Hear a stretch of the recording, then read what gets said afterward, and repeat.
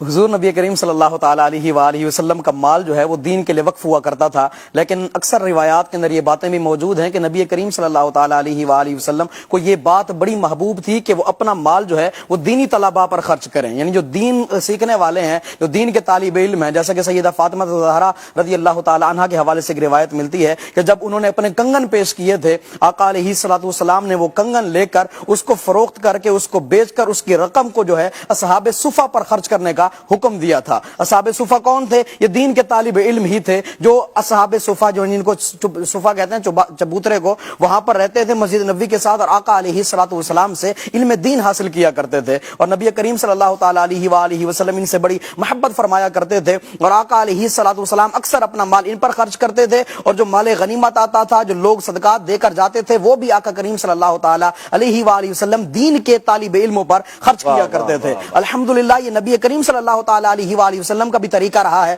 اور آقا علیہ الصلوۃ والسلام کے بعد آنے والے کئی لوگوں نے بندے بنائے ہیں، یعنی ایسا نہیں کہ جن کو اللہ تبارک و تعالیٰ نے مال بھی دیا، علم دین بھی دیا، پھر انہوں نے آگے بندے بنائے۔ کروڑوں حنفیوں کے پیشوا، مقتدا، سردار، سرتاج، امام الائمہ، کاشف الغمہ، سراج السنہ، امام اعظم ابو حنیفہ رضی اللہ تعالیٰ عنہ، جن کو اللہ نے بڑی شانوں سے نوازا تھا۔ آپ کی بارگاہ میں ایک بچہ آیا تھا جس کا نام یعقوب تھا، وہ کمال کا بلا کا ذہین تھا، لیکن چونکہ وہ غریب تھا، اس کے والد اس کو چھوڑ کر تو چلے گئے، اس کے گھر والے، لیکن کچھ دنوں کے بعد دوبارہ اس کو لے گئے، کہا کہ بیٹا ہم غریب ہیں، ہم تیرا خرچہ افورڈ نہیں کر سکتے، لیکن وہ بچہ ایک بار دوبارہ امام اعظم کے پاس آیا۔ وہ بچہ خود بیان کرتا ہے کہ جو میرے جذبات تھے نا، میں تڑپتا تھا، ترستا تھا کہ مجھے امام اعظم کی کلاس مل جائے اور میں وہاں پر بیٹھ کر کچھ دین کا درس حاصل کر سکوں، دین کا سبق حاصل کر سکوں۔ ایک بار کہتے ہیں میں خود امام اعظم کے پاس پہنچا، وہ بچہ بیان کرتا ہے جس کا نام یعقوب ہے، جب میں وہاں پر پہنچا امام اعظم نے مجھے بٹھا لیا، پوچھا کہ کہاں تھے اور کیوں نہیں آئے، تو میں نے بتایا کہ میرے گھر والے غریب ہیں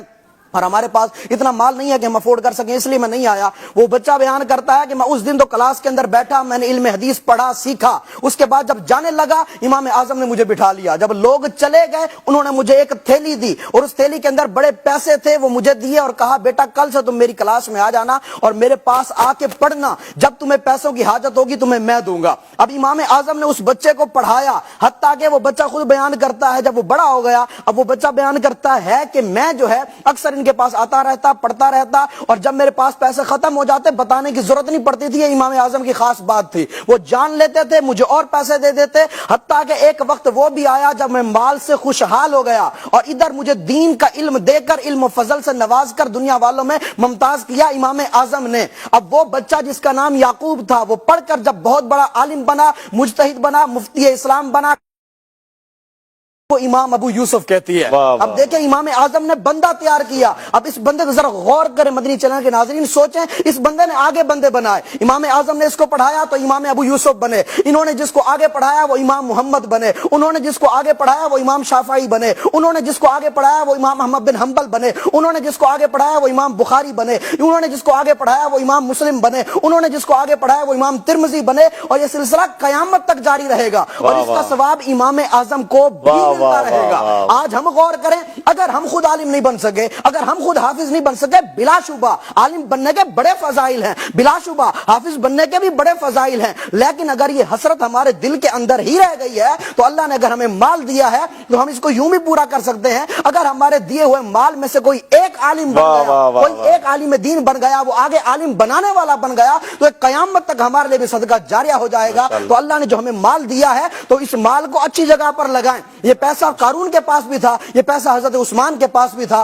آج دیکھیں حضرت عثمان کا نام ہے، جب نام آتا ہے سینہ چوڑا ہو جاتا ہے، ماتھا جو ہے ہمارا جو ہے چوڑا ہو جاتا ہے، ہم جو ہے فخر سے بیان کرتے ہیں، لیکن جب یہ مال کا ذکر قارون کے ساتھ آتا ہے تو سر جھک جاتا ہے کہ اس مال نے اس کو کیا سے کیا بنا دیا۔ جو مال اللہ نے ہمیں دیا ہے اسے دین کی راہ میں لگائیں۔